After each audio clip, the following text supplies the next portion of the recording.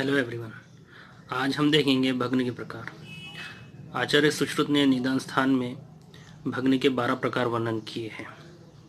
कान भग्नम ऊर्ध्वम वक्ष्यामः कर्कटकम अश्वकर्णम चूर्णितम पिच्चितम अस्थिछल्लितम कान भग्नम मज्जानुगतम अतिपातितम वक्रम छिन्नम पाटितम स्फुटितमितम द्वादशविधम। इसके अलावा मधुकोशकार ने भग्न के 2 प्रकार अलग से वर्णन किए हैं, सवर्ण और अवर्ण। सवर्ण को हम ओपन फ्रैक्चर कह सकते हैं और अवर्ण को हम क्लोज फ्रैक्चर्स कह सकते हैं।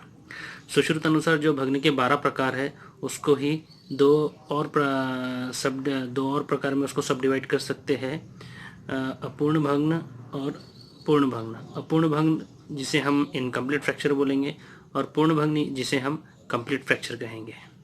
भग्न के जो 12 प्रकार आचार्य सुश्रुत ने वर्णन किए हैं वो कैसे हैं, उनके विशेष लक्षण के समय हम उनको डिस्कस करेंगे। उसके पहले हम भग्न के जो सामान्य लक्षण है उसको देख लेते हैं।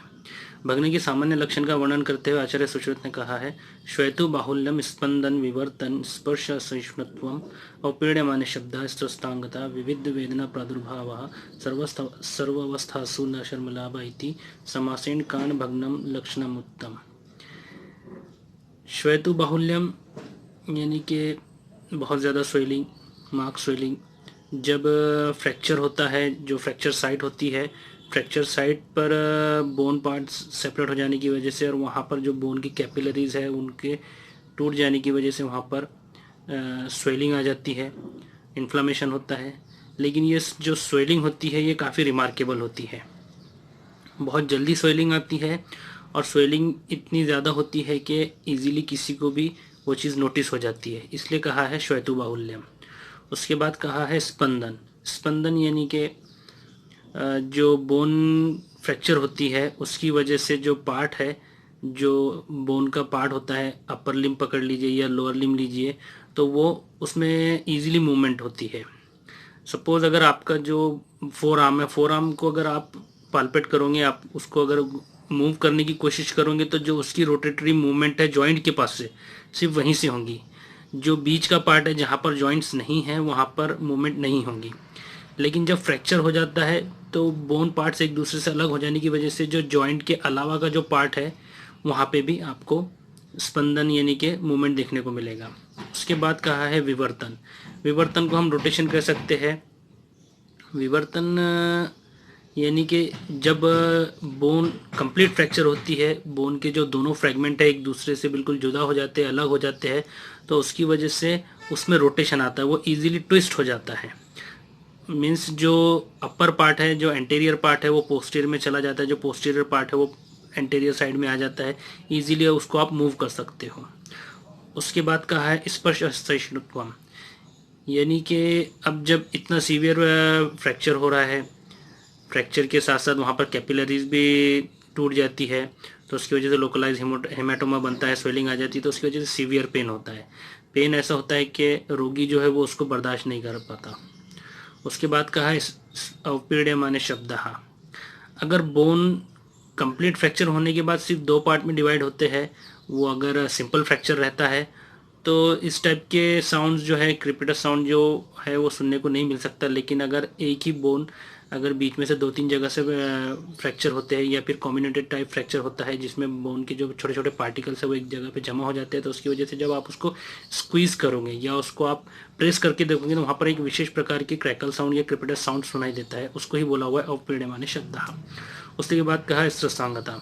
हमने पहले देखा था कि विवर्तन यानी कि रोटेशन, अगर बोन के 2 पार्ट कंप्लीट फ्रैक्चर होने के बाद एक दूसरे से जब अलग हो जाते हैं तो वो पार्ट पूरा रोटेट होता है। उसी की वजह से बोन का काम होता है कि लिम्स जो होते हैं, आपके जो बॉडी पार्ट होते हैं, उसको सपोर्ट देना, उसको अटैच करके रखना। अगर बीच में से बोन टूट जाता है तो उसकी वजह से जो बॉडी पार्ट है वो लूज हो जाता है, वो ऐसा लटकने लगता है, इसके लिए कहा है स्तस्तांगता। उसके बाद कहा है विविध वेदना प्रादुर्भाव। अलग अलग टाइप के उसके अंदर सीवियर पेन रहेगा, बर्निंग पेन रह सकता, थ्रोबिंग पेन रह सकता, फ्रैक्चर किस टाइप का है, कितने प्रमाण में फ्रैक्चर हुआ है, कंप्लीट फ्रैक्चर है, इनकम्प्लीट फ्रैक्चर है, उसके हिसाब से अलग अलग टाइप के पेन रहेंगे। इसकी वजह से वो विशेष लक्षण में हम देख सकते हैं कि कौन से बोन में कौन से टाइप का फ्रैक्चर होता है, उसमें किस टाइप का पेन रहेगा या पेन नहीं रहेगा या सिर्फ स्वेलिंग रहेंगी। तो ये इसलिए कहा है विविध वेदना प्रादुर्भाव, डिफरेंट डिफरेंट टाइप्स की उसको पेन रही है। उसके बाद का है सर्व अवस्थासु न शर्मलाभः। जो रोगी होता है फ्रैक्चर होने के बाद उसको कोई भी पोजीशन में, कोई भी स्थिति में उसको अच्छा नहीं लगता है, डिस्कम्फर्ट रहता है पेन की वजह से, वो रेस्टलेस रहता है। ऊपर बताया था कि अनबियरेबल पेन होता है। और उसके बाद जो बॉडी पार्ट है वो लूज हो जाने की वजह से या रोटेट हो जाने की वजह से उसको जो सपोर्ट मिलना चाहिए बैठने उठने में या कोई भी पोजीशन में, वो सपोर्ट नहीं मिल पाता। इसकी वजह से उसको कोई भी पोजीशन में कंफर्टनेस नहीं रहता है। ये आचार्य सुश्रुत ने भग्न के सामान्य लक्षण बताए हैं।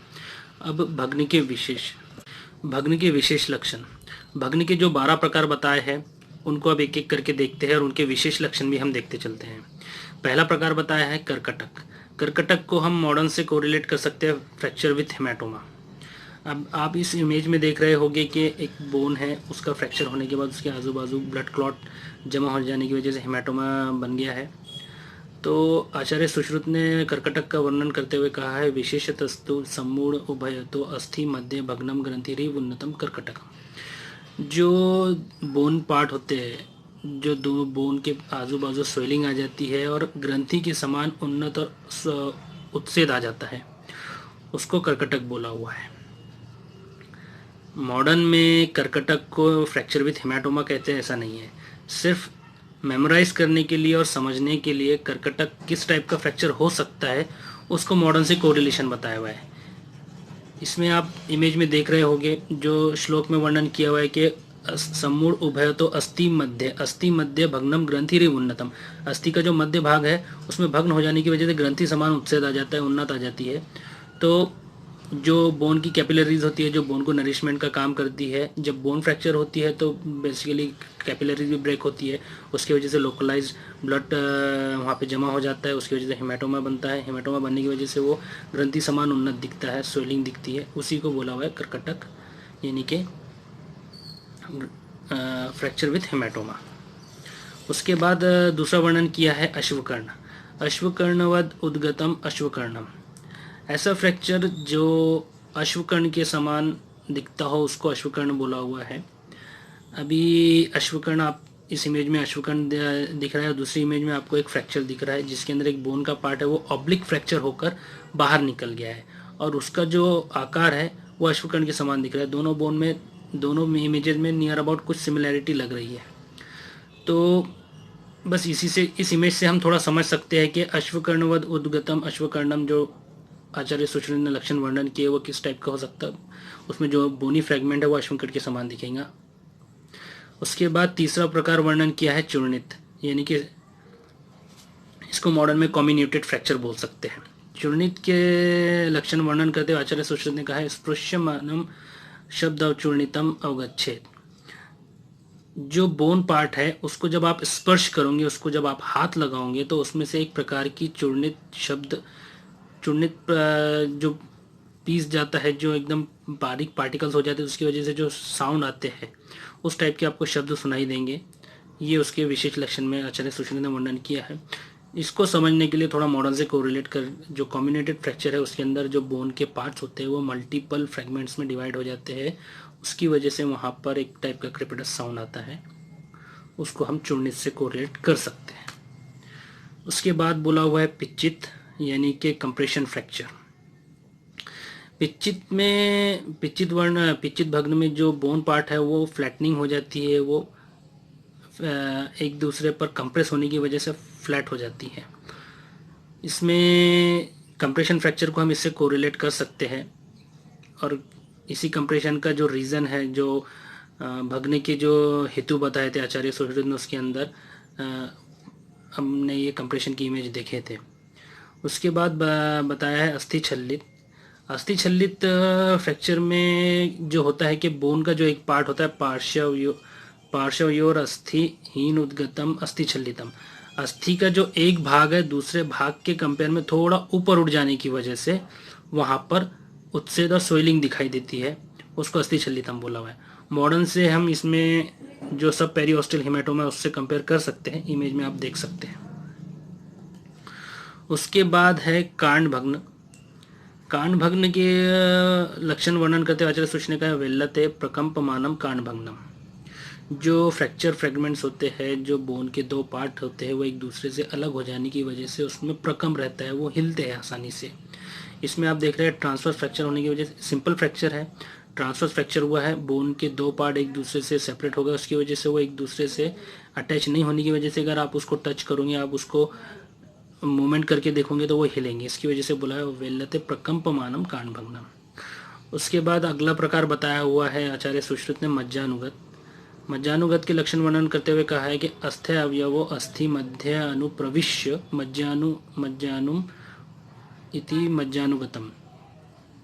अस्थि का जो एक भाग है वो फ्रैक्चर होने के बाद अस्थि के दूसरे मध्य भाग में वो चला जाता है, प्रवेश कर लेता है, और उसके कारण जो अस्थि का मज्जा है वो बाहर आ जाता है, उसी को बोला हुआ है मज्जानुगत। जो मॉडर्न में इम्पैक्टेड फ्रैक्चर होता है उसको हम इससे कोरिलेट कर सकते हैं समझने के लिए। इसमें आप इमेज में देख रहे होंगे कि अस्थि का एक पार्ट दूसरे पार्ट में इंसर्ट हो गया है, उसकी वजह से थोड़ा बोन मैरो भी बाहर आ जाता है, इसको आचार्य सुश्रुत ने मज्जानुगत कहा है। इसके बाद हम देखेंगे अतिपातित।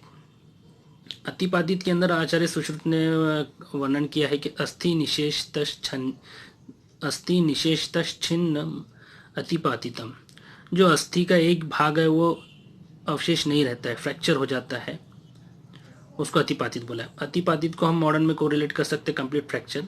अभी उसके बाद जो है छिन्न, यानी कि इसको इनकम्प्लीट फ्रैक्चर बोल सकते हैं। अतिपातित और छिन्न को हम कंपेयर कर सकते हैं कि अतिपातित के लक्षण वर्णन करते हुए आचार्य सूचना ने कहा अस्थि निशेषतश्छिन्नम अतिपातितम, और छिन्न के लक्षण वर्णन करते हुए कहा है कि अन्यतर पार्श्व अवशिष्टम छिन्नम। फ्रैक्चर का जो पार्श्व भाग है, जो अस्थि का जो एक भाग है, वो थोड़ा फ्रैक्चर होता है, थोड़ा नहीं होता है, थोड़ा ब्रेक होता है, थोड़ा रह जाता है, उसको छिन्न बोला हुआ है। और निशेषतश्छिन्नम अतिपातितम, जो अस्थि का पार्ट है वो कंप्लीट फ्रैक्चर हो जाता है, उसको अतिपातित बोला हुआ है। इसी को मॉडर्न में कंप्लीट फ्रैक्चर इनकम्प्लीट फ्रैक्चर बोल सकते हैं। उसके बाद आचार्य सुश्रुत ने वक्र प्रकार का वर्णन करते हुए कहा अभुग्नम अविमुक्तास्थि वक्रम। वक्र मीन्स कर्व जो रहेगा, जनरली ये जो मॉडर्न के अंदर ग्रीन स्टिक फ्रैक्चर बोला हुआ है जो बच्चों में देखने को मिलता है, उसका समावेश हम वक्र भग्न में कर सकते हैं। बच्चों में जनरली जो बोन के जो ऑसिफिकेशन सेंटर्स है वो कम्प्लीटली डेवलप नहीं होने की वजह से उनके बोन्स में जो हार्डनेस आनी चाहिए वो कंप्लीट हार्डनेस नहीं आ पाती, उसकी वजह से वो थोड़े फ्लेक्सिबल होते हैं। तो इसलिए जब भी बच्चों के अंदर कुछ फ्रैक्चर होता है तो वो एक तो सीवियर लेवल पर अगर उनको इंजरी होंगी तो माइल्ड क्रैक होंगे, या फिर सिर्फ बोन के अंदर हल्का सा एक कर्व आता है जिसको ग्रीन स्टिक फ्रैक्चर बोला है, और वो अपने आप सिर्फ हील भी हो जाता है। उसके बाद अगला प्रकार बोला हुआ है पाटित। उसके लक्षण वर्णन करते हुए कहा है कि पाटितम अणु बहु विदारितम वेदनावाच्य। इस फ्रैक्चर में आप इमेज में देख रहे होंगे कि एक हल्का सा क्रैक आया है। अणु यानी कि छोटा, बहु मीन्स बहुत ज़्यादा, विदारितम मीन्स क्रैक, अणु बहु विदारितम वेदनावाच्य, और इसमें वेदना रहती है। इसके अलावा और कोई इसका लक्षण वर्णन नहीं किया है। जनरली जो हेयरलाइन फ्रैक्चर्स होते हैं, या ऐसे जो छोटे बोन जो एक दूसरे से पास में इंटैक्ट होते हैं, जैसा मेटाकार्पल्स, मेटाटार्सल्स, कार्पल्स, तो इनमें इस टाइप के फ्रैक्चर्स हमको देखने को मिलते हैं, जिसमें एक तो छोटे छोटे ऐसे क्रैक्स रहेंगे और मल्टीपल क्रैक्स रह सकते हैं। तो उसके अंदर सिर्फ आपको एक ही लक्षण देखने को मिलेगा, वेदना यानी कि पेन। और जनरली हम देखते भी है कि जो हेयरलाइन फ्रैक्चर्स वाले जो फ्रैक्चर्स हमको देखने में आते हैं कि वहाँ पर पेशेंट स्वेलिंग की कंप्लेंट नहीं करता है, वहाँ पे सिर्फ आप एक पर्टिकुलर पॉइंट पर, जहाँ पर जो फ्रैक्चर पॉइंट होता है, अगर आप उसको प्रेस करोगे तो वहाँ पे पेशेंट को सीवियर पेन होता है, लेकिन स्वेलिंग दिखती है। बट ग्रेजुअली वो स्वेलिंग आती है वहाँ पे जब पेशेंट उसको बराबर नहीं रख पाता है, पैर को, पैर में हो या हाथ में हो, उससे काम करता है, मूवमेंट कंटिन्यू होती रहती है, तो जो ये हेयरलाइन फ्रैक्चर है ये थोड़े बढ़ जाते हैं, तो उसकी वजह से बाद में स्वेलिंग आती है। बट आचार्य सुश्रुत ने इस टाइप के फ्रैक्चर का वर्णन पहले ही कर चुके हैं कि पाटितम अणु बहुविदारितम वेदनावाच्य, के छोटे छोटे अनेक प्रकार के क्रैक्स रहेंगे बोन में और उसमें सिर्फ पेन रहेगा। उसके बाद आखिरी प्रकार जो वर्णन किया है उसे कहा है कि स्फुटित, यानी कि इसको हम फिशर फ्रैक्चर में कर सकते हैं। शुकपूर्ण अविद्यमाने विपुलम विस्फुटितम स्फुटितम इति। स्फुटित जो फ्रैक्चर है उसका वर्णन करते हुए कि पेशेंट को शुकपूर्णता अवभास होती है, उसको शुकपूर्णता का अंदाज़ा होता है, इस फ्रैक्चर को मॉडर्न के अंदर फिशर फ्रैक्चर से कहते हैं कि जो फ्लैट बोन्स होते हैं लेकिन जो इंटैक्ट बोन होते हैं काफ़ी मजबूत होते हैं, उसके अंदर जब क्रैक आते हैं उसमें, तो उसको फिशर फ्रैक्चर बोला है। इस तरीके से जो 12 प्रकार के कांड भग्न के जो प्रकार है आचार्य सुश्रुत ने वर्णन किए हैं, और उसके जो विशेष लक्षण है आचार्य सुश्रुत ने उसका भी डिटेल वर्णन किया है। Thank you.